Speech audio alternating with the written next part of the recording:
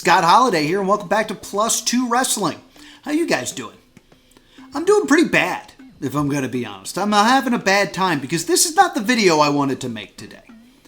You see, first off, I had a video that I've already filmed and I was working on editing, and it was on the economics of being an independent professional wrestler. We're going to break down how to spend money, how money is made on the indies. I really liked this video, but a lot of that video had information about how to deal with the fact that gas is on average $3 a gallon and how to use Sprint Airlines to your advantage. So a lot of that video doesn't play anymore. On top of that, today that this is being dropped, I had scheduled in to be debuting the return of Wrestle Chowder, my comedy show that I did on this channel that I really enjoy doing, where I look back at a month of professional wrestling, make a bunch of silly jokes, and serve it to you. But I sat down to write it, and I'm not feeling funny right now. And that's because I hate what's going on right now in the world of professional wrestling, and I hate what's going on with the WWE releases. I can't believe that we live in a world where we have released the Wyatt Six, Kairi Sane, The New Day, all for really bad reasons. And I just wanted to scream about it. And then I realized I do a show on the internet called Scott Soapbox, where I scream my opinion into a camera. And I was like, you know what? This might be the release I need, because there's no way that I can know why the WWE did what they did. But I have a really uncomfortable theory why WWE is doing what they're doing. So I'm going to present it to you now. This is my belief of what's going on. Here's a breakdown of the WWE releases. So just to be clear, I'm really frustrated and pissed off, but I am going to try to be as accurate as I can be here. I'm not going to try to speak out of anger, but out of knowledge, and use sources to research what I believe is happening and what we know is happening. I will try to make it as clear as possible when I'm reporting something from a source and when I'm giving you my opinion. On top of that, as I spent time on the internet and on Reddit and on Blue Sky, I saw a lot of bad takes that are just incorrect interpretations of the facts that are being presented. So there are a few things that I really want to clear up, and I don't want to speak purely out of frustration here. So I'm going to try to be as clear as possible as we go through this. So let's break it down. And let's start with April 24th, 2026. So this is the first round of releases this year. After WrestleMania, there tends to be some releases.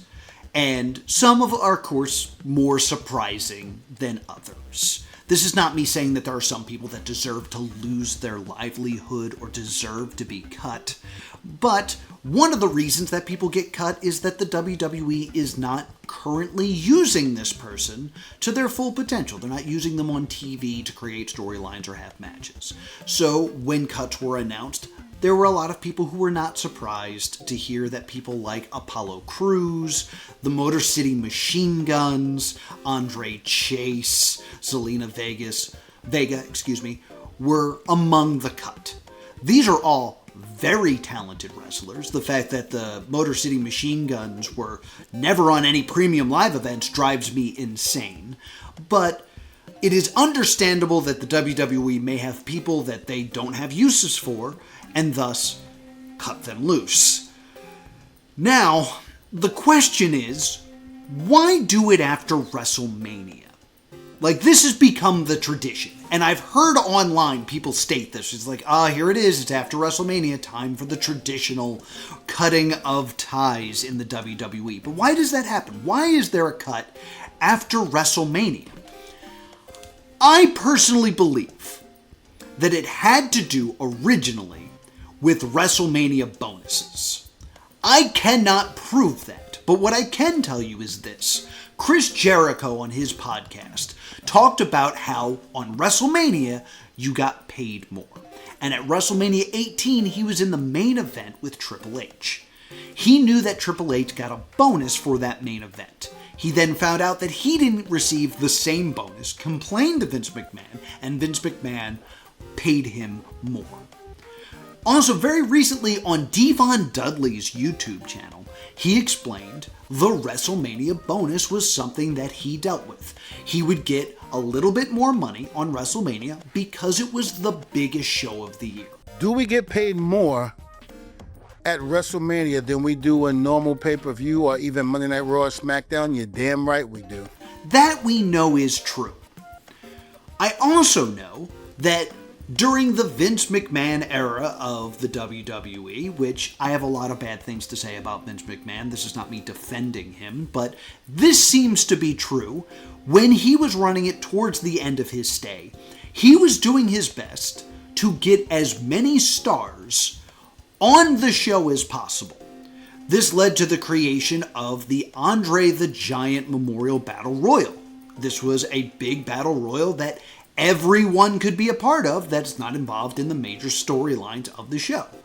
Also, the Women's Battle Royal, which they were going to give to Fabulous Moolah as a tribute, but decided not to celebrate a monster. So they had these two big matches to give everyone a spot and thus give everybody a bonus. Like, I think back to WrestleMania 28. There is a really strange backstage segment between Heath Slater and Flo Rida. And in this segment, there is a moment where you see Kurt Hawkins and Tyler Rex. Now, these were the lowest of the low jobbers at the time in the WWE. Not saying anything about them as a person or as a worker, just their view in 2012 was they were definitely not top tier. They weren't even mid-cards. They were the bottom of the totem pole. But they still made sure that they got a moment in the spotlight at the granddaddy of them all. I would assume, this is again an assumption, that both individuals got a bonus for that. This makes me believe, and again, this is just my belief, that one of the reasons that the cuts were after WrestleMania is it would be right after everyone received WrestleMania bonuses. So you may be losing your job, but WWE kind of took care of you by giving you a little bit of extra money for WrestleMania. Thing is, I can't prove that WrestleMania bonuses are still a thing nowadays. Like, the examples I'm able to find about WrestleMania bonuses are coming from Chris Jericho talking about WrestleMania 18, from Devon Dudley, who has not wrestled in the WWE on WrestleMania for over a decade. So I don't know if WrestleMania bonuses are still even a thing, but the tradition of it being the time where talent gets cut still exists. In a time where WrestleMania, despite being 2 nights, is becoming harder and harder to get on the card. I mean, they still have the Andre the Giant Memorial Battle Royal, but it's on SmackDown now. You didn't have a tag team title match on WrestleMania this year. It's becoming harder and harder to get on the card, so I'd imagine would be harder and harder to get on WrestleMania. And the names that we're saying here, the Wyatt Six, Aleister Black, Apollo Crews, Kairi Sane, all people who did not appear on WrestleMania. So it is quite possible that this tradition of getting a bonus and then getting released might not exist anymore. Again, this is my speculation. I can prove that there were once bonuses for appearing on WrestleMania. I cannot prove whether or not they are happening now, or if people who did not appear still received them before they were cut. But that's just the beginning of me being angry, because let's talk about Kairi Sane. Kairi Sane is easily the person that most people are kind of latching on to as the most upsetting part of these releases. everyone really loved Kairi Sane. Kairi Sane never really got an opportunity at a singles title. She did some great work as part of Damage Control, as part of the Kabuki Warriors. She did really great things in NXT, but on the main roster, really never got to fully explore what a Kairi Sane run really looked like. And there appeared to be still things going on. Like, we were still kind of in the middle of a storyline with Asuka and Io Sky involving Kairi Sane. Now, the first thing I want to correct is there is some rumors that are not confirmed, but people believe that Kairi did want to be released because she wanted to move to Japan. And if that is what she wants to do, I, of course, respect her decision as a performer and as a human being. If you don't want to be part of the WWE anymore and they're willing to release you, best of luck in your future endeavors. But what bothers me most about this Kairi Sane thing is I'm seeing all these signs that are saying we want Kairi in the crowds of WWE events. And there's reports from The Observer, I heard from Brian Alvarez, that there is a 50-50 chance that we will be seeing Kairi Sane at Backlash during the Asuka Io Sky match. They might R-Truth her. If you don't remember, R-Truth also got released after WrestleMania and then made a triumphant return interfering in a John Cena match. There's been so many reports that the WWE cares more about moments than wrestling. So how do you create a good moment? Well, they created this really great moment with R-Truth being fired, the fan upswell, and then R-Truth coming back and the fans having that feeling of like, oh, we did that. We have some agency in what's going on in the WWE. We did that. We brought back R-Truth. What a great moment. A moment that's so great. Why not try to do it again? It seems to me like there is a good chance that some of these firings happened in such a way to see who will the WWE Universe demand returns. And then we will give that to them, and we will look good, and they will feel good, and what a great moment. The idea of firing someone and instantly bringing them back is now just a new play in the WWE playbook of creating memorable moments. And if it keeps working, they're gonna keep doing it. But there are more releases we need to talk about. May 2nd, 2026. So this is the Saturday where we have the second round of releases, but these are a little bit different. This is the MFTs and the New Day. We lose Kofi Kingston and Xavier Woods, one of WWE's greatest brand ambassadors, doing great things for the 2K game, going out to places like G4 and gaming conventions. I personally got to meet Xavier Woods at MagFest, and he was dressed as Parappa the Rapper, so I will love him forever. But the thing that's really different about these releases is the WWE tried to restructure their contracts. Basically, the WWE wanted to pay them less for their services. There's a few things that we can kind of put together that are some speculation mixed with some facts, so let's try to figure out what's going on here. What we have found out from The Observer, from Dave Meltzer and Brian Alvarez, was that the New Day were more than likely making 7 figures. The restructuring was them being asked to take a 50% pay cut. And that the pay cut may be as high as $1 million. So, just to make the math easy, let's say that Kofi Kingston and Xavier Woods were being paid $2 million and now being asked to only be paid $1 million for their contract. First and foremost, this is basically telling the world that a WWE contract isn't worth the paper it's printed on. I don't understand a contract where you can sign and be like, we're going to pay you this much amount of money for this length of time, and then just go, never mind. Like, the wrestler is not in a position where they can be like, hey, I've decided I'm not going to wrestle for this amount anymore. You need to pay me more. No, they would sue you because you have a contract.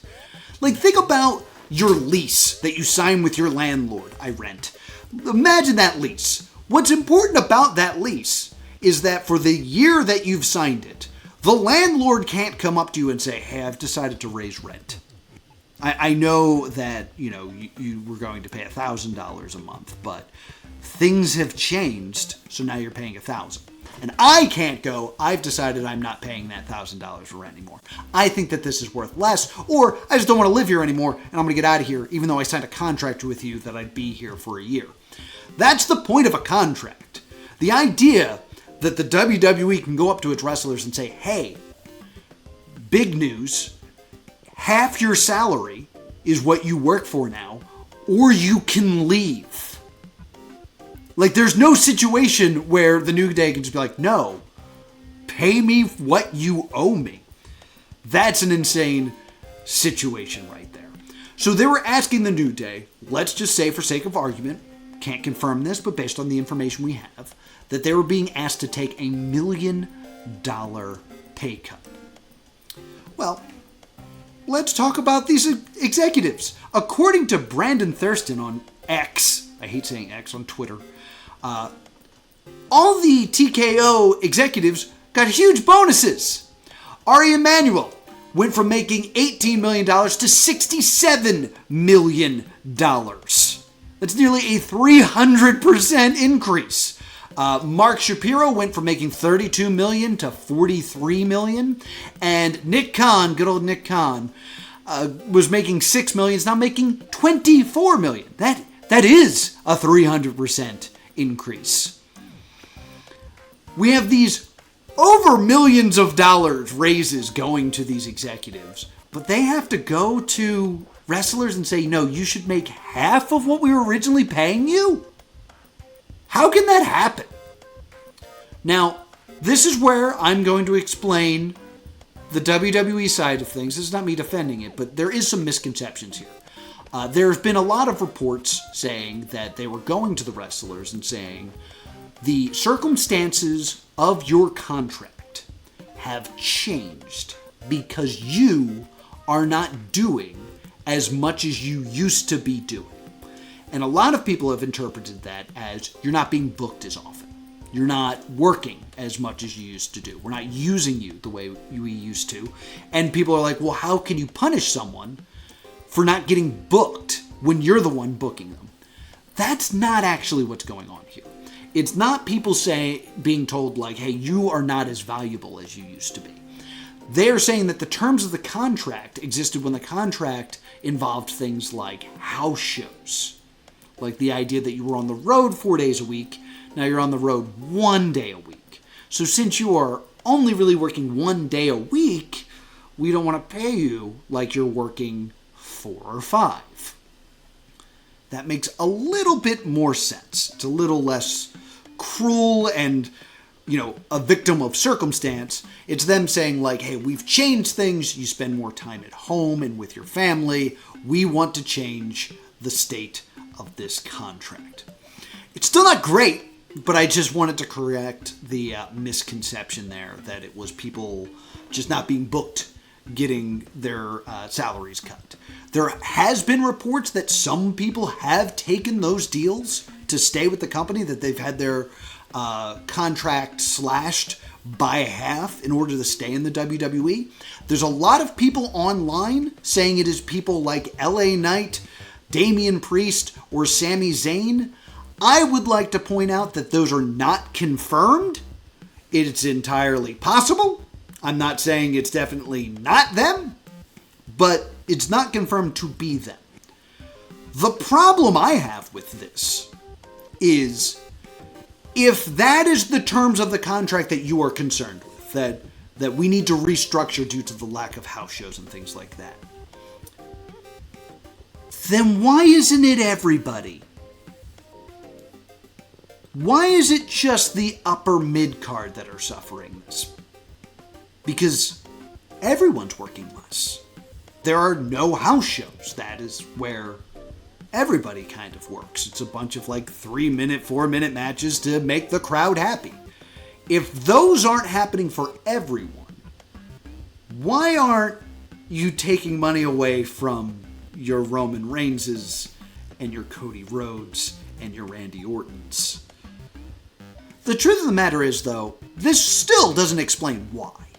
Like, sure, you have a reason that you could arguably not pay someone as much as you were paying them. You can present the argument that we should pay you less because there are no house shows. You can make the argument that because of the way that the WWE works now versus when you signed, that we have a reason to restructure your contract. But that doesn't explain why it needs to happen. Why the WWE needs to stop paying them as much because they can't afford it? We know fully well that the WWE is doing better than they have ever done. These are record-breaking profits. So why is it so important to the WWE that they're willing to lose talent to cut these margins down? Well, I have a theory, which means it's tinfoil hat time. At least it'll keep my hair out of my face. So this is my theory, and it is only my theory. I can't 100% prove this is what's going on, but based on the evidence I have in front of me, this is my biggest guess of what's happening. And for you to fully explain it, I'm going to tell you a little story about me. See, when I was in college, first I looked like this. I thought that tiger shirt was the coolest shirt in the world, and I wore it all the time. But I wasn't sure what I was going to do with my life. And a friend of mine came up to me with an opportunity. He said his uncle is going to start a company. It was a manufacturing company. And basically, I could create my own hours, and for $20 an hour, I could, whenever I wanted, come to this warehouse and basically feed metal to this machine. He had recently purchased this machine that manufactures goods, and all I would have to do for as long as I wanted to make as much money as I felt like making is make sure that the metal was going into the machine as cleanly as possible. I was like, wow, that seems too good to be true. What does the machine make? And I will never forget what my friend said to me. He said, well, technically, the machine makes bullets. But what it really does is makes money. This was a very expensive machine that somehow his uncle had found himself in possession of that was going to make ammunition. And he just needed someone to come in and feed it metal so that it would make bullets. And I wasn't really big on making bullets, so I didn't take the job. But somebody else did and ended up making a lot of money. And that was the way that he wanted me to see it, that this was just an opportunity to make money. Don't think about what the machine actually does. Think about the benefits it's going to make you. I think that TKO is trying to make the WWE into a bullet machine. Don't think about it as wrestling. Think about it as a thing that makes you money. And they want to make as much money as possible. They want to cut margins. They are currently looking at a fantastic stock gain. When TKO originally bought the WWE, TKO stocks were at about $100 a share. Today, they're at about $190 a share. They've almost completely doubled their value after buying the WWE for something like $9 billion. That is a lot of stock improvement. But the thing about stocks is they're really not worth anything until after you sell them. I think they're trying to sell the WWE. And to make it as appealing as possible, they're trying to phrase it as, you don't need to know anything about wrestling. It's not a wrestling machine, it's a money machine. The bullet machine. WWE is currently trying to prove to everyone that the WWE makes money. I want you to think about every Triple H press conference you've heard. He usually says something along the lines of, that was a record-setting gate. Not that there was the most people there, not that it was the most seen, not that it was the most popular event, that they made the most money. And as a fan, it always frustrated me. I was like, why are you sitting here and bragging that you charged us more than you've ever charged us? Like, you're talking about a venue that you've run before. So if it's the biggest gate, that just means you've raised ticket prices. Because that brag is not for us. It's not for wrestling fans. It is for those who might be interested in buying the WWE. Because the WWE makes money. I mean, think about WrestleMania this year. How much money did WrestleMania make this year? I mean, you were selling seats for $10,000. There were merchandise sales. There was all the advertisements that didn't just play during the event, but that scattered the ring. There was that guy that paid like $1 million to sit next to Michael Cole and not say anything. Who are you? Why were you there? But this WrestleMania was mostly not wrestling. There was more advertisements and pomp and circumstance and, hey, look, it looks like there's Star Wars characters in the crowd than it was professional wrestling. Because the WWE doesn't make wrestling. It makes money. And if you wanted to buy it, you could. I'm talking to a billionaire right now when I say you could. Because on this channel, if you go back in the archives, I made a video about who was going to buy the WWE. This is before the TKO merger. And while it's irrelevant now, it's really funny and you can watch it. But I kept saying things like, oh, maybe it'll be this entertainment company because they want more content. Or maybe it'll be this sports company because they want more sports. The WWE has now very much expressed, you don't need to know wrestling to buy this and make money. If some company needs to make money, they could buy the WWE and they might say, oh, but we don't know how to distribute wrestling. We don't know how to get it out there. You don't need to. Every streaming company wants it so they can have it. It's been successful on ESPN, on Netflix, on broadcast television, on Peacock.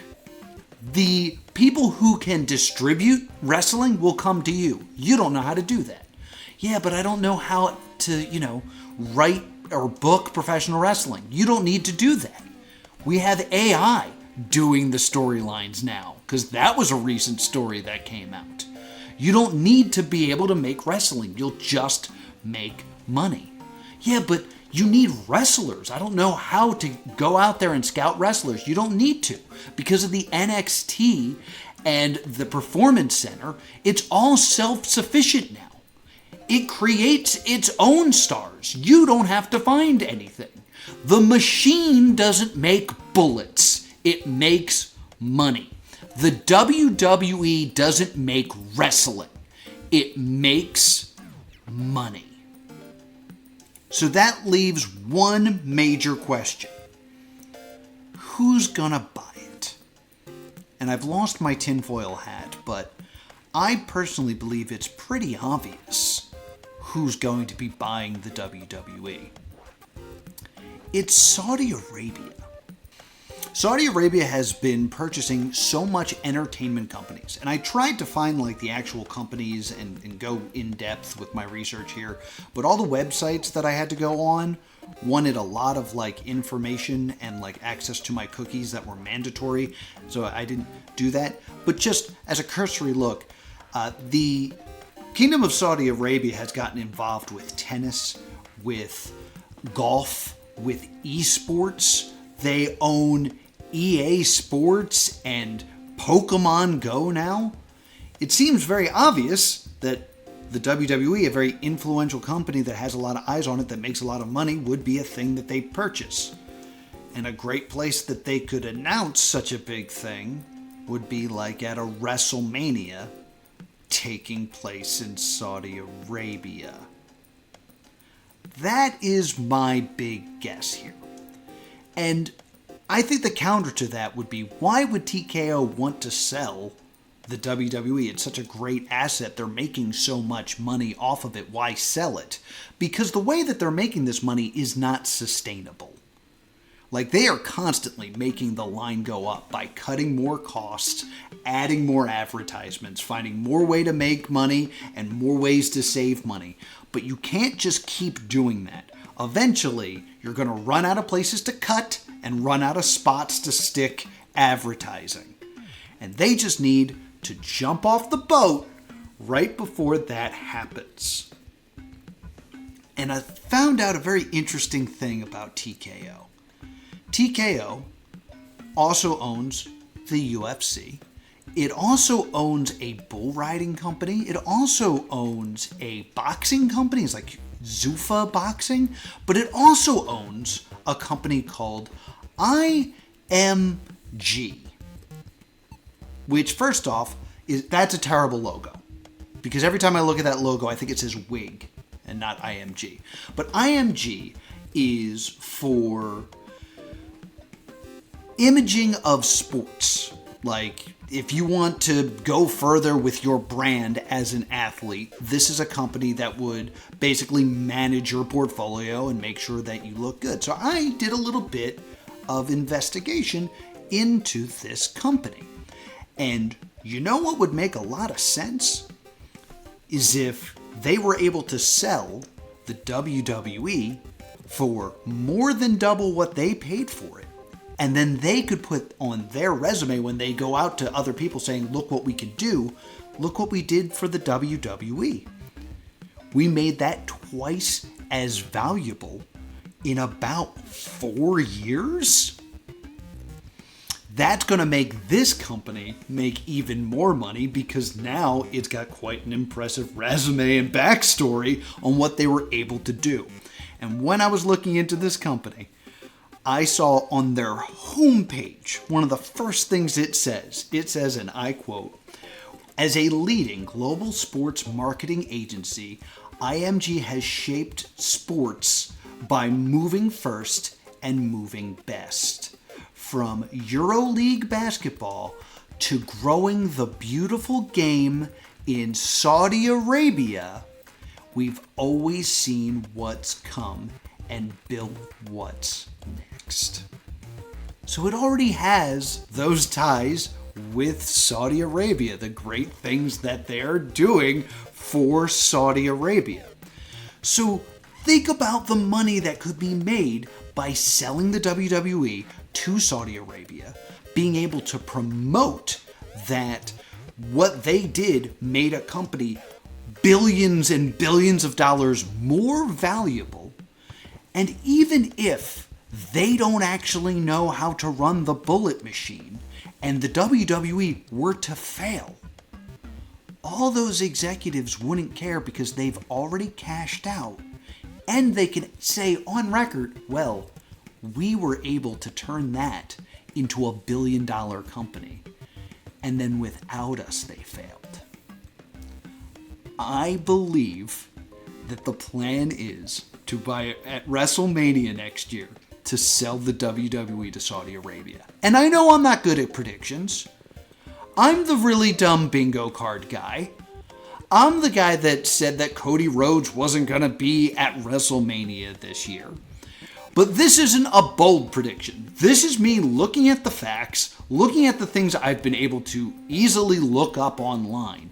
And it seems to me the WWE's plan is to show how much money it makes without even talking about wrestling, so they can unload this to the highest bidder.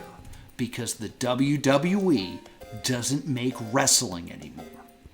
It makes money at the expense of wrestling. Whew. I feel a little bit better having gotten all that off my chest. Thank you so much for joining me for another edition of Plus 2 Wrestling.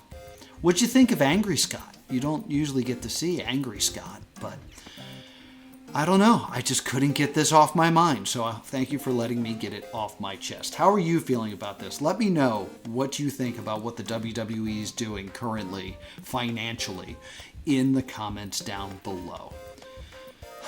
And until next time, I hope you have a better day.